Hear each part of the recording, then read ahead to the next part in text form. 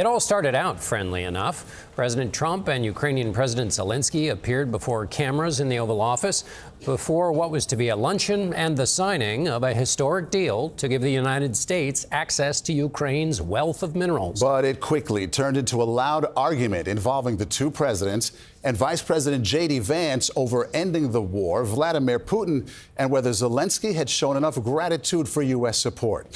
In the end, there was no deal, no lunch, and Zelenskyy was thrown out of the White House. And that is where we find our Ed O'Keefe and begins our coverage. Ed? Good evening. It was a relatively civil affair for about 40 minutes as the leaders discussed the war, but then the conversation turned as the president and vice president accused Zelenskyy of being ungrateful for American support. That jab set the tone for the day for these two men who share plenty of history. Both TV stars before being elected presidents. Ukraine's Volodymyr Zelenskyy was at the center of President Trump's first impeachment. He was accused of asking Zelenskyy to investigate unproven claims of fraud committed by Hunter Biden. It's something Trump referenced at one point today. Russia, Russia, Russia. You ever hear of that deal? That was a phony Hunter Biden, Joe Biden scam. Trump has more recently called Zelenskyy a dictator and falsely accused Ukraine of starting the war with Russia. Against that backdrop, the wartime leader arrived, hoping to persuade Trump to keep supporting his country against Vladimir Putin, perhaps his most critical act yet. I think that President Trump on our side.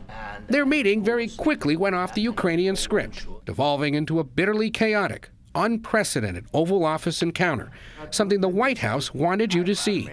Trump sticking up for his country. I'm not aligned with Putin. I'm not aligned with anybody. I'm aligned with the United States of America and for the good of the world. And the vice president breaking diplomatic norms by lecturing a world leader in public. If you are not strong... Mr. President, with respect, I think it's disrespectful for you to come into the Oval Office and try to litigate this in front of the American media. Right now, you guys are going around and forcing conscripts to the front lines because you have manpower problems. You should be thanking the president for trying to bring an end to this conflict. Have you ever been to Ukraine that you say what problems we have? I have been to... Come once. Vance is a longtime critic of U.S. engagement in Ukraine, but he set off Zelenskyy. First of all, during the war, everybody has problems, even you, but you have nice ocean and don't feel now, but you will feel it in the future. God bless. You don't know that. God bless. God bless. You will not have a war. Don't tell us what we're going to feel. We're trying to solve a problem. Don't tell us what we're going to feel. I'm not telling you. Because you're in no position to dictate that. Remember this. I'm not dictating. In the room, reporters overheard White House staff whisper to each other, quote, "This is going to be big." You're not in a good position. You don't have the cards right now. With us, you start having cards. Playing cards. Right now, you don't. You're playing cards. Mr. President. You're playing cards. Serious. You're gambling with the lives of millions of people. You're gambling with World War III. You're gambling with World War III. And what you're doing is very disrespectful to the country, this country. That's back to you. Far more than a lot of people said they should have. Have you said thank you once this entire meeting? Ukraine's ambassador to the U.S. sat with her head in her hand. The Secretary of State, Marco Rubio, sat stone-faced. The disastrous meeting ended, a planned press conference canceled, and Zelenskyy and his entourage were told to leave the White House. Come back, they were told by the Secretary of State, when you're ready for peace.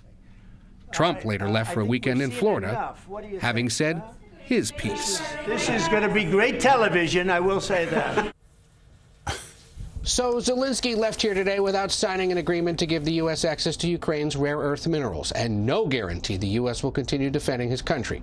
White House officials say that's partly because Trump felt disrespected and didn't like how Zelenskyy shrugged and rolled his eyes during that Oval Office exchange. Okay, Ed, so Zelenskyy left the White House, walked out of there. Then what happened? Well, CBS News has learned Ukrainian officials called the White House this afternoon after Zelensky's departure, trying to restart the talks, but they were told Trump didn't want to talk to him again today. Multiple European officials also called top aides, asking about the future of the rare earth minerals deal and whether or not it has any potential to continue. And we're also told tonight, importantly, there is no talk of pushing for Zelenskyy to step down or for the U.S. to support someone else to lead Ukraine.